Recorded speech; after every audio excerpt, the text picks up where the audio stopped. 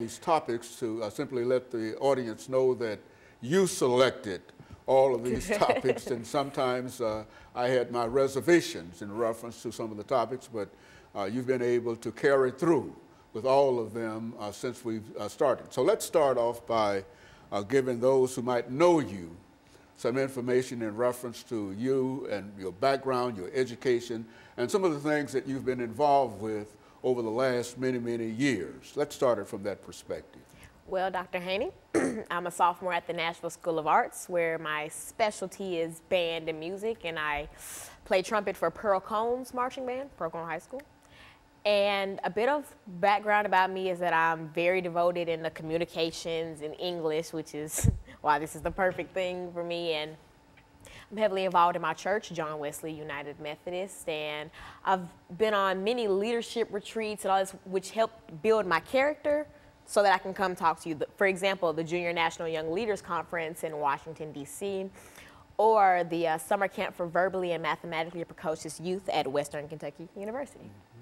And so you've had some experience outside of this show, and you've been able to, I think what you were in, you were in the first grade when you first came to us, and you're now in what, the 10th, 9th grade? I'm in the 10th. From the I was 9th about the to second, yeah. The 10th grade, and so you've had quite a bit of experience in terms of your educational experiences over this time, as well as bringing the audience a large number of television shows that you've been on, and not only are you on the television shows, you're also on YouTube, Twitter, the internet. So you've got a great internet presence. And I say all of that simply to wonder why you decided to talk about the North American Free Trade Agreement between Canada, United States, and Mexico. Give us some information about you in reference to that, and then we'll talk about that this morning. Well, in selecting a topic for the show, I try to go to real-world issues, and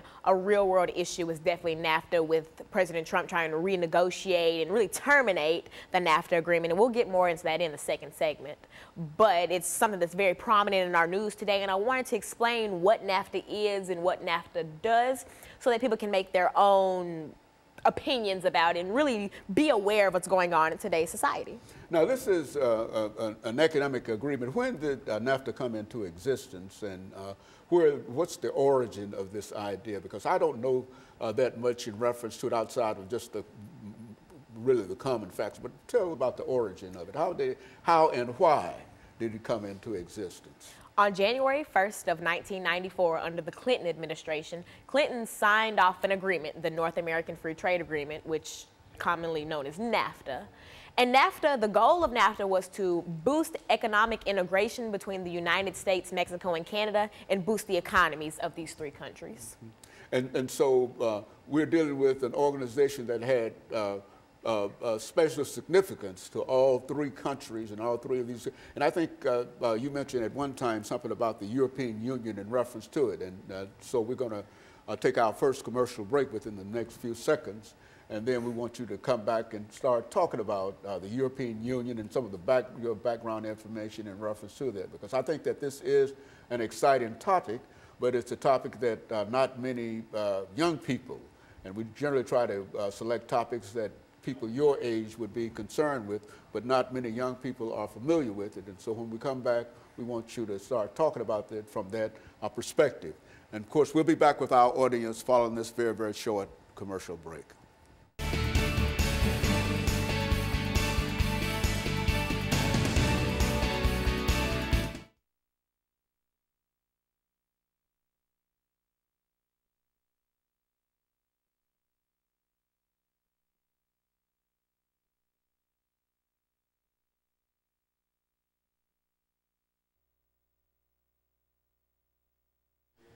Yeah, just wind me down with the last minute. That'll be, yeah, because I was not sure what, I thought I might be getting out of there 3 minutes. Yeah, I was like, I was nervous about talking. I was like, are we ending or yeah, yeah, so this is our 8-minute segment. Oh. And so when we come back, Alana, what aspect you want to talk about? All right, so I'm going to go back over what NAFTA is and Then I'm talking about what NAFTA does.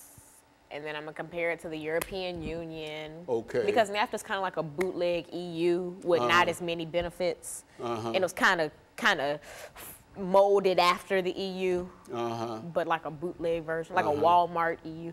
But I'm not gonna say that on TV. So it's an 8-minute segment here, right? Yup. And so give me.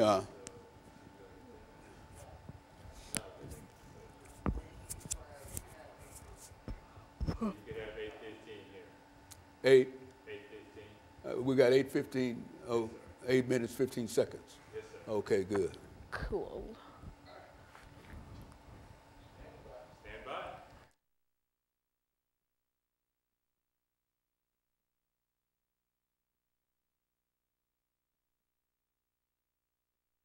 Thank you and welcome back to the second segment of the show for the morning.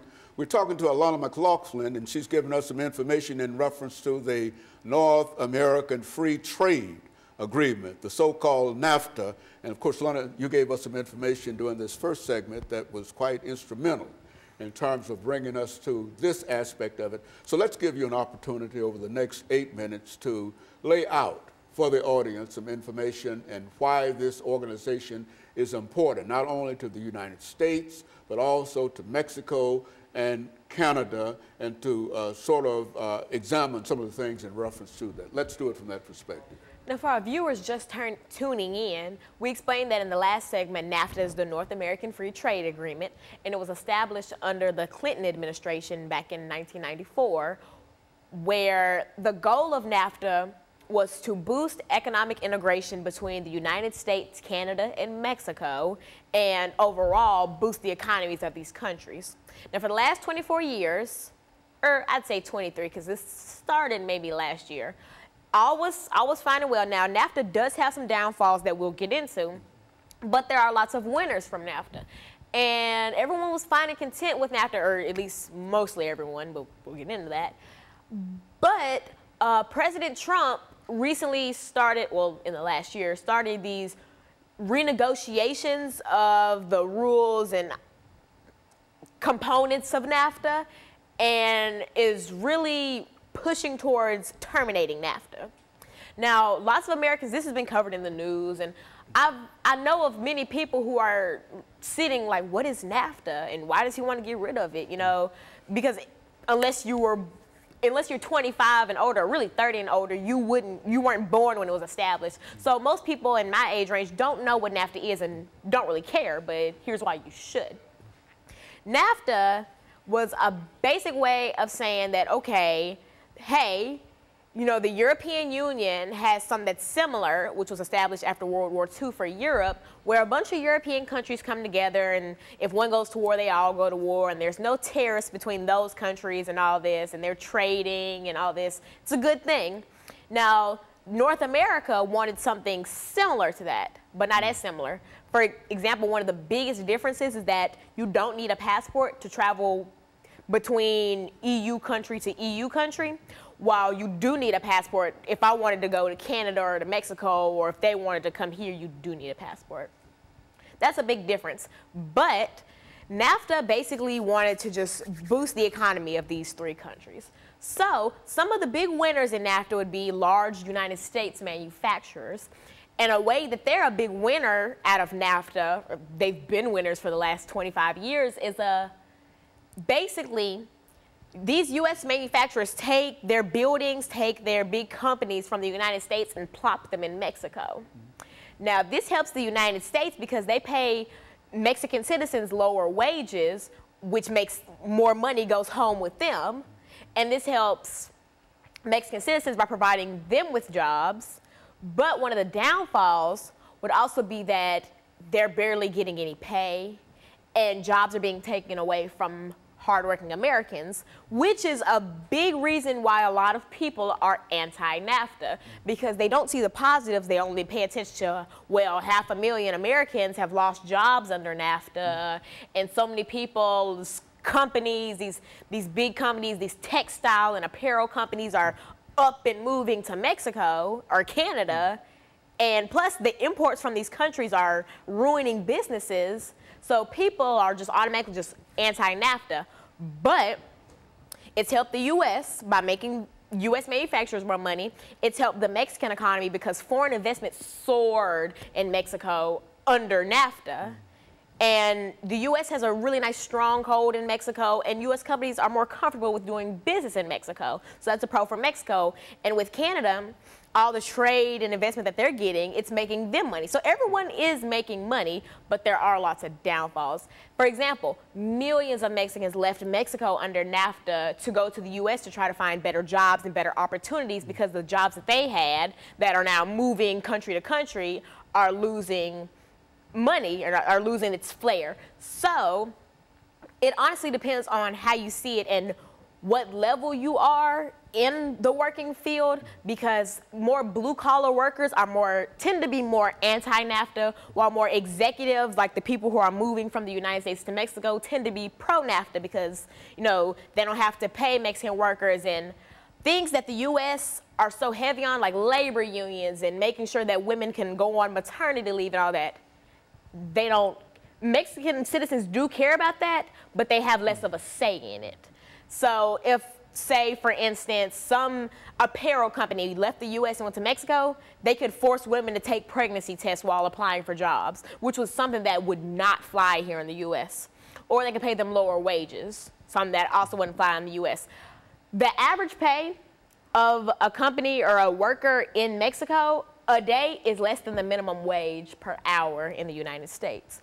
So that's a big plus. And plus, all these labor unions and all this are pretty anti-NAFTA because there's 3 big states that were hit really hard by NAFTA by, you know, the loss of jobs. That would be Texas, Pennsylvania, and North Carolina. And if you go to what states voted Trump in this election, they voted Trump, and we'll get into that in the next segment. And so in a real sense, NAFTA is an attempt to try to bring all of these 3 countries together. And I think you mentioned earlier, as we get ready for our second commercial break, I think you mentioned earlier that in many instances, the pay that is done in the United States is greater for American workers than the pay that is done in Mexico or Canada for the other indigenous laborers in that particular company. And so in a real sense, NAFTA has a tremendous advantage for the United States of America, but it's not as much perhaps for Mexico and Canada. Would that be a way of looking at that in terms of Americans come out ahead in terms of all of the trade negotiations that are? It depends on your opinion of ahead, because Mexicans, when they see that foreign investment is soaring in their country, we're ahead of the U.S. Maybe they're making more money, but we have more investment. And the Canadians, their auto industry is booming under NAFTA. Now, they may feel like they're ahead because of that. It all depends on the way that you look at it. But from an average American standpoint, we're ahead in NAFTA. In other words, all 3 countries, one way or the other, will benefit from NAFTA, and that is why it makes it important, and that is why I would imagine that you and others are arguing to continue NAFTA, because at least 3 countries gain some kind of benefit from certain aspects of it, and it would not be to the advantage of the United States. As a matter of fact, it appears that the United States might have a greater advantage than the other countries, but it might not be to the advantage of the United States of America to get out of that agreement. Yes. And so we're going to take our second commercial break, and we'll be back with our audience following this very, very short commercial break.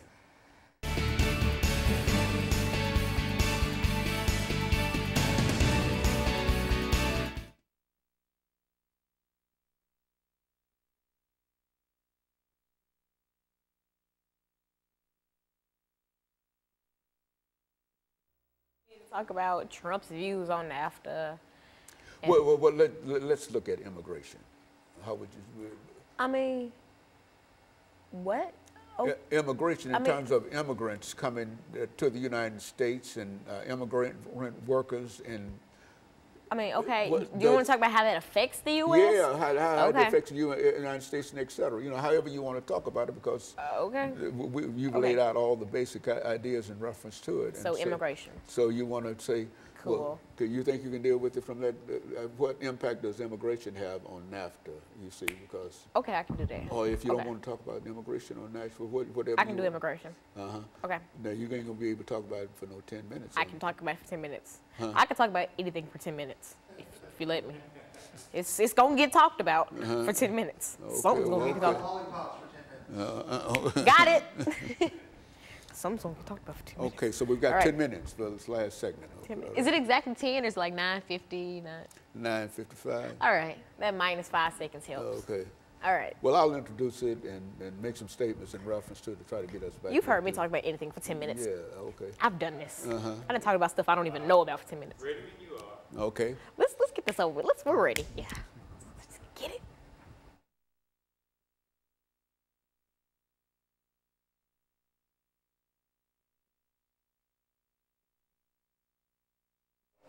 Thank you and welcome back to the final segment of the show for today. The topic is the North American Free Trade Agreement, and the guest is Alana McLaughlin, and she's given us some information in reference to NAFTA and some of the consequences, benefits, as well as the impact that it has had on the United States, Mexico, and Canada. So, Alana, over the last 10 minutes, let's look at this economic program in a real sense, and look at some of the winners and some of the losers and some of the things that you think are important and why you think that the agreement should continue between the three component states. Now, for our viewers just tuning in, we explained that NAFTA was basically an agreement, a trade agreement between the United States, Canada, and Mexico that basically tries to boost economic integration between the U.S., Canada, and Mexico, and tries to boost the economies of these three countries. Now, under the Clinton administration, and even when Clinton was signing off on this, he basically told the people that, oh, this is going to create jobs, good-paying jobs for these hardworking Americans. It's going to bring jobs to the U.S., which it did in part. But over the last 24 years that we've been under NAFTA, over 500,000 jobs have been moved from the U.S. to Mexico and Canada for reasons like you can give them lower pay in Mexico and other things. You make more money when you give your workers lower pay, which is a big reason why a lot of these jobs are moving to Mexico, which is another big reason why President Trump wants to renegotiate and terminate NAFTA. He's saying that this is taking away jobs from our hardworking people. So we're trying to bring these jobs back and we're trying to get rid of this. We don't need this anymore. And also it needs to be revamped to accommodate internet commerce, which is something that, you know, the American people weren't worried about in 1994. And it just needs to be touched up a bit to accompany all these new obstacles that have arisen in the last 25 years. To really update it in a real sense, and it would be more advantageous to update it rather than to get rid of it. Yes. Is that the idea? Yes, in my opinion, but there are lots of Americans who have lost their jobs under NAFTA and are pretty anti-NAFTA, and labor unions can be sometimes anti-NAFTA because of the fact that caring about your workers isn't really something that was really cared about, like as a topic and as an idea under NAFTA. Into the agreement. It wasn't really. And so, for instance, under NAFTA, lots of large U.S. manufacturers can make women take pregnancy tests before they can even work in a factory in Mexico, even despite being pregnant or anything, which is unlawful here in the U.S. You know, you can't go to Campbell or Tyson and they make you take a pregnancy test before you apply. That just wouldn't fly here. So lots of labor unions are anti-NAFTA. And lots of the government is anti-NAFTA. But I will admit that this is something that's very important in today's society, and I just want our viewers to take what I'm saying and then make their own opinions about it, because, you know, I can't sit up and preach that, oh, we need it, or oh, we don't need it. I just can give out the facts and let people, you know, do their own thing with it. Now, President Trump and his followers are more anti-NAFTA than some Americans, and people who have lost their jobs will tend to be more anti-NAFTA, but more executives and less blue-collar type workers will be more pro-NAFTA because they're making more money. So these are just the basic facts of it. And another big thing is lots of Mexicans are anti-NAFTA because of the fact that lots of jobs in Mexico disappeared because lots of American jobs were coming over. Lots of U.S. manufacturers relocated to Mexico. So lots and lots, millions of Mexicans immigrated from Mexico to the U.S. in search of better jobs. And then this takes us to, okay, now these people are coming over to get better jobs, but it takes so long to get your citizenship papers, and it takes so long to become a U.S. citizen, and then you get deported, and then we all come back to the main idea of immigration. All roads lead to immigration. Whether it be NAFTA, whether it be anything in today's politics will somehow lead to immigration. And that's President Trump's big standpoint. I believe that another big reason why he wants to get rid of NAFTA is to cut off trade with Mexico and then build this wall. You know, we don't need these people coming over. We don't need to be trading with them. So you believe that if NAFTA is eliminated, that it would have a tremendous impact on Mexico, much more than on the United States of America. Is that, and that there might be some kind of economic incentive of eliminating NAFTA? Is that what you're saying? I believe that everyone would lose something if NAFTA was to be eliminated. For instance, those large United States manufacturers who left the U.S. and went to Mexico would be losing money just like that.